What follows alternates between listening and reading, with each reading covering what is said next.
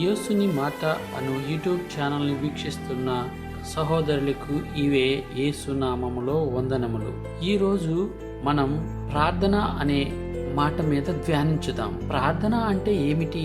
ప్రార్థన అనగా మనం మన హృదయాన్ని దేవుని యందు ఉంచి ఆయనతో మాట్లాడడం. ఇది కేవలం కోరికలు చెప్పడం మాత్రం కాదు. దేవునికి స్తుతి చేయడం, దేవునికి కృతజ్ఞతలు చెప్పడం, పాపములను ఒప్పుకొని క్షమాపణ కోరుకోవడం, అవసరములను వినయంగా సమర్పించుకోవడం అనే ఈ భావాలను ప్రార్థనగా చెప్పుకోవచ్చు. యిర్మీయా గ్రంథం 33వ అధ్యాయం 3వ వచనం ఏం చెప్తుంది అంటే, నన్ను ప్రార్థింపుము, నేను మీకు ఉత్తరము ఇచ్చేదను. అలాగే తెస్సలోనికీయులకు రాసిన లేఖ 5వ అధ్యాయం 17వ వచనం, నిరంతరం ప్రార్థన చేయుడి. అందువల్ల ప్రార్థన అనేది దేవునితో మన సంబంధాన్ని బలపరిచే ఆత్మీయ సంబంధం.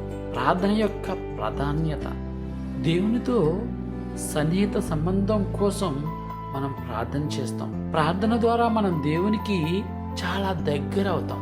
యాకోబు గారు రాసిన లేఖ 4వ అధ్యాయం 8వ వచనం, దేవునికి దగ్గరవుడి, ఆయన మీకు దగ్గరవును. దేవునికి దగ్గరవుడు, మీకు ఆయన దగ్గర అవుతారు. అలాగే ప్రార్థన శాంతి మరియు ఆత్మీయ బలం ఇస్తుంది.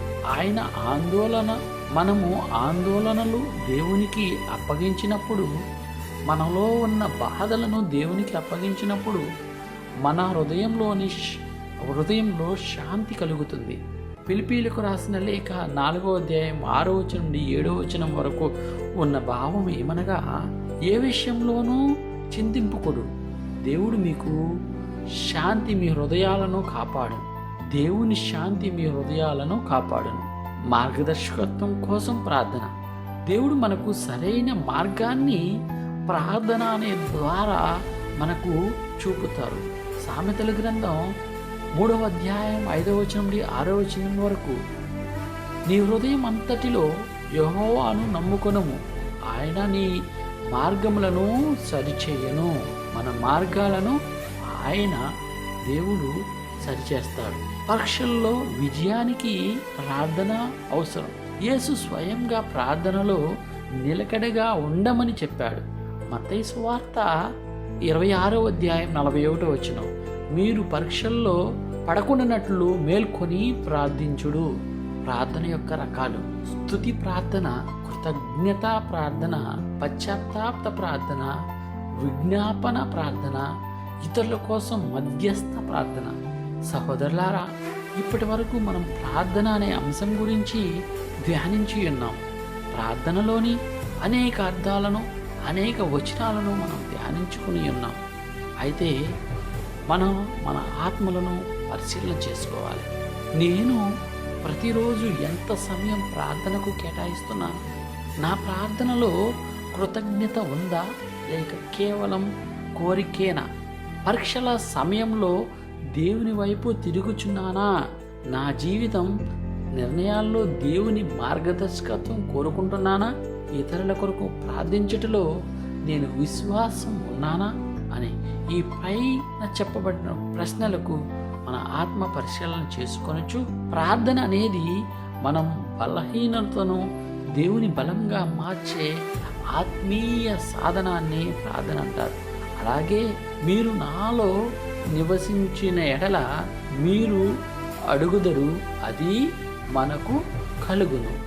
మనం నివసించినప్పుడు, దేవునితో నివసించినప్పుడు మనం అడిగినది మనకు కలుగును. క్రైస్తవ సహోదరులారా, మనం ఈ అంశాలను ధ్యానించిన సమయంలో చివరిగా చిన్న ప్రార్థన చేసుకుందాం. క్రైస్తవ సహోదరులారా, మనము ఈరోజు ప్రార్థన అనే అంశం మీద మనం ధ్యానించుకొని ఉన్నాము. ప్రార్థన అంటే దేవుని అడగడం, దేవుని మన కోరికలు చెప్పడం, దేవునితో మనం సంభాషించడం, దేవునితో మన పాపాలను ఆయన పాదాల చెంత ఒప్పుకొనటం. ఈ ప్రక్రియను మనం ప్రార్థన అని తెలుసుకొని ఉన్నాం. ప్రభా, కృపామయుడైన సర్వేశ్వర, నీ పాదాలకు వేలాది వందనాలు, స్తుతులు, స్తోత్రాలు. మమ్మలను ఈ రోజు వరకు, ఇప్పటి వరకు సంరక్షణలో ఉంచినందుకు నీకు వేలాది వందనాలు, స్తుతులు, స్తోత్రాలు. నాయనా, ఘనమైన నామానికి వందనాలు. నాయనా, మేమెప్పుడు నీ సన్నిధిలో నిన్ను తెలుసుకునే బిడ్డలుగా మేము జీవించే విధంగా మమ్మల్ని రక్షించమని, కాపాడమని మేము వేడుకొనిచున్నాము. ప్రభా, ప్రార్థన అనే అంశాన్ని మేము ధ్యానించుండగా నీ సన్నిధిలో మా కొంత సమయాన్ని ఉంచి మేము ప్రార్థన చేసే విధంగా మమ్మల్ని దీవించమని, మా కుటుంబాలను దీవించమని, మా తోటి వారిని అందరిని దీవించమని వేడుకొంచు ఈ మనవులన్నింటినీ మన నాథుని యేసుక్రీస్తు నామంలో అతి వినయంగా బ్రతిమాలి ప్రార్థించుకొనిచున్నాం తండ్రి. ఆమేన్.